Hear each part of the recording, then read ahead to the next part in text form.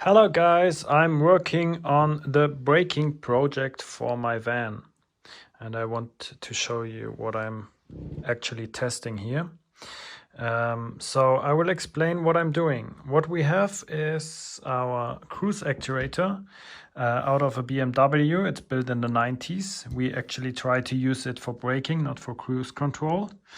We do have an Arduino with a bridge attached to it, and we do have a master brake cylinder, which I really like a lot. This is actually, it's built for Vespa, for old Vespa, to convert it to disc brake, and you can convert from cable to hydraulic, which is actually exactly what we need and what we try to do in our cars, and it's great for testing here.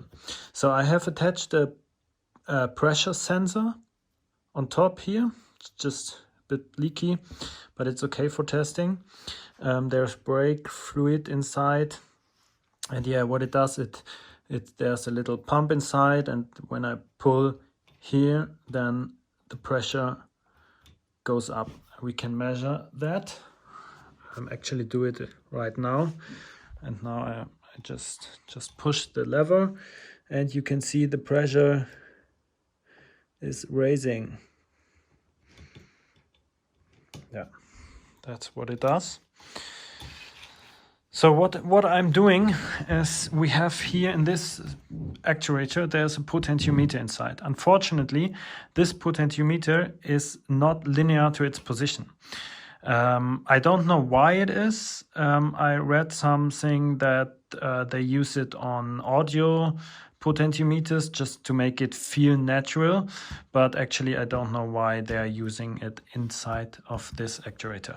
I use this. I'm reading the position to give the motor and the gears some end positions, because otherwise it will turn all the way and it would break itself and it would damage the gears inside. So I'm reading a max position and the minimum position, which is, let me see, which is max position, minimum. This is pressure, this is potentiometer, max and minimum.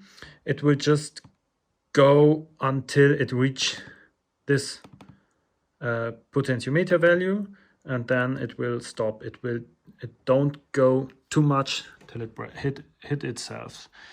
So yeah, that's what I'm doing with the potentiometer. I'm reading this inside of my Arduino and inside the code, and I have attached the pressure sensor. I'm also reading this, like to give it a target or a reference for the pressure. So what it does, I am calling a pressure, a target pressure, and then the actuator starts moving till the sensor reach the pressure, and then it will stop. Or if it's too high, it will go back. I have done a maximum and a minimum pressure inside here, because I don't want to get too hard till it will break the gears, because it has a lot of power, the motor, but the gears will jump once it's too hard here. So I have a maximum and a minimum. The minimum is because I don't want to open it more than it's needed, because otherwise it would take some time to react. So if it loses too much the wire, and let's say OpenPilot would like to break, then it needs some way till it starts breaking. So I just go to the minimum pressure, not more. That's why I enter it here. Yeah, and I've set it up like it's the brake value, this one, which I try to apply, is in percent. So now it's at 0%. You can see if I hit it, try to lose it a bit, because it gives just a little peak if I hit the pressure, and the actuator is trying to lose it. Okay, so let's type in the value. Let's say we want to break 50%, like so. just upload the sketch. Now the pressure is, minimum pressure is 97 and the target pressure is 96, which I've entered as a minimum pressure. So it's doing nothing right now. If I go to 50% brake value and update the sketch, load it to the Arduino, we will see it moves to 50%. And now we have our, I can stop that real quick. We have our pressure like 310 and our target pressure, which is 298. It's pretty close, but it's still a little bit oscillating around. So you see it doesn't stay exactly at that position, but it's okay for now, I think. So let's try a different value, 50. So we go to, let's say, we go to 90.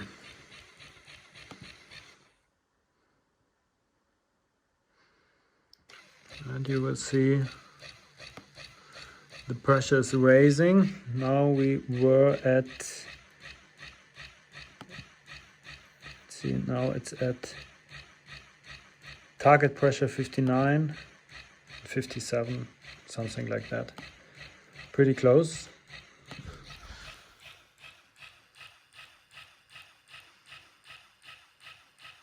You actually even don't see it moving a lot. So it's pretty precise. It's going back and forth to hit the exactly right pressure, but it's okay. I like that. I think you wouldn't feel it in the car, that it's braking and releasing all the time. There's no PID controller or stuff in it. Therefore it oscillates a bit around. It just try to hit the position and overshoots and undershoots a bit, but I think that's okay for now. So let's go to 0 and you will see it's just releasing to 0. There we are at 0. And the nice thing about the reading of the sensor is I can use it to override OpenPilot. Let's say OpenPilot is braking 50%. So let's go over there. Then it will go to 50%. And now what we can do is we can measure the user impact, the impact by driver. Let's say he is hitting the brake pedal, like so. We can measure that or simply read it, because now we have a pressure which is slightly above the target pressure. And let's say the user is pressing the brake, it will increase a lot. You see, it goes up to, you can hear it maybe, because the actuators try to release the brake. If I push it by hand like so, the pressure is raising up to 300 something. So we can measure the user impact, and let's say we can disable everything and disable OpenPilot or disable braking. We can do whatever we want with it. But that's a great tool to measure how much pressure the user is applying to the system. So we don't need some sensors on the pedal or stuff like that. It really depends on the pressure, and we can measure it. Yeah, basically that's it. Let's go to 0 back again to make it silent.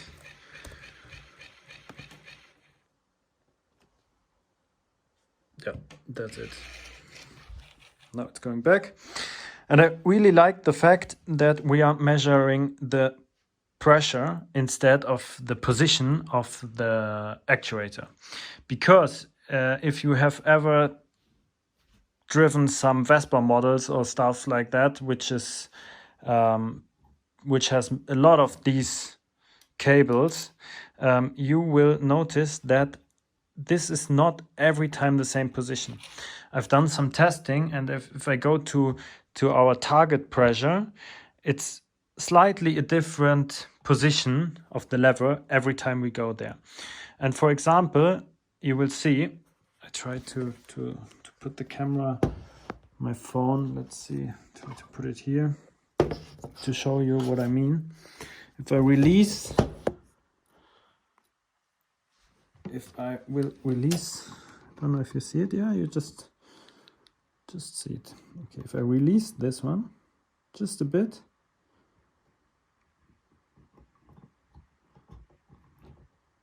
let's say like this, okay,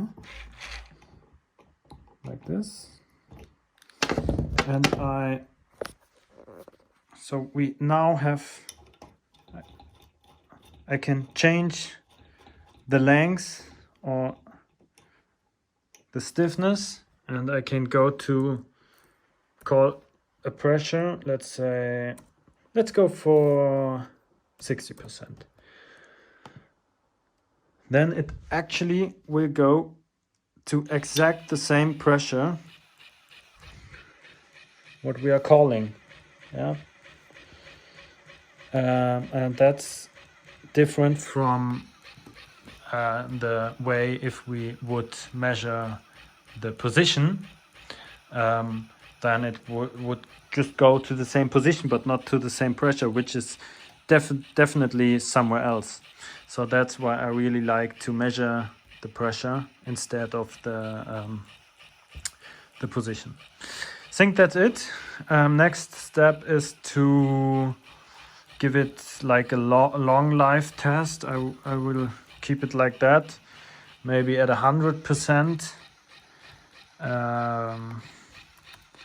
and see how long it will last till it breaks down. Temperature is quite nice. Now we are at 100%. That's pretty stiff. I don't know how to call it. Yeah,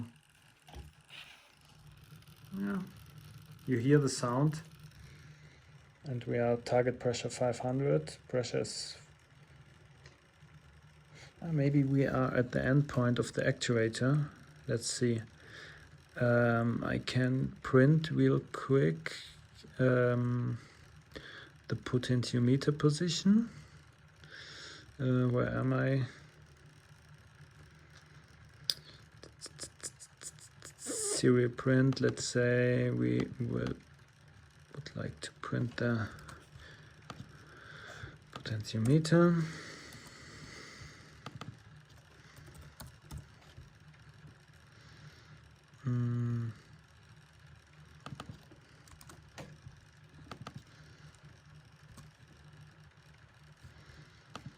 Let's see where it is.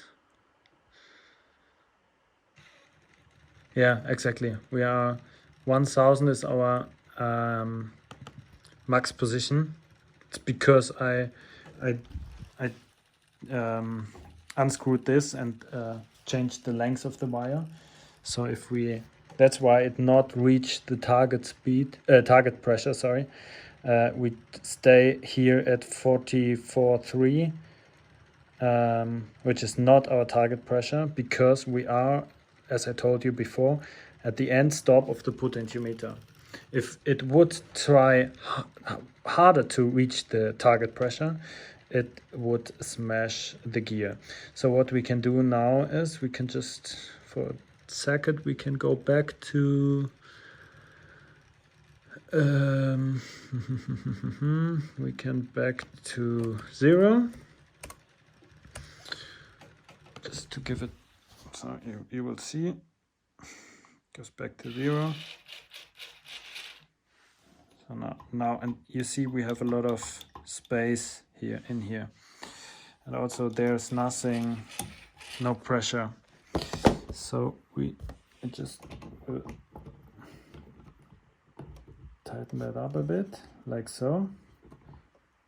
And now you see we have a completely different position, but it doesn't care, because we are not measuring the position, we are measuring the pressure. So, okay, let's go again to brake value 100 and see what it does.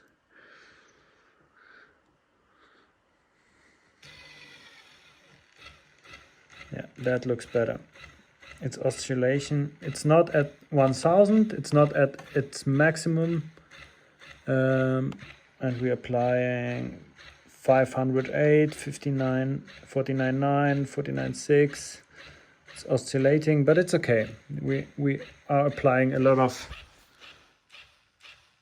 pressure and just a little movement. That's great. That's 100% braking now. I mean, actually, OpenPilot isn't applying the same brake amount all the time, so it will change. So that's why I don't care much about this oscillation. Okay, let's go back to 0. And even here, I can, wait, I will show you. Even here, if I apply pressure by hand, you see it's still raising, and I can measure that to disable OpenPilot by braking, or to disable gas or whatever I want. Okay, let's go back to 0. I think that's it. So I hope you enjoyed. Still trying to make braking better, I guess. Okay, bye.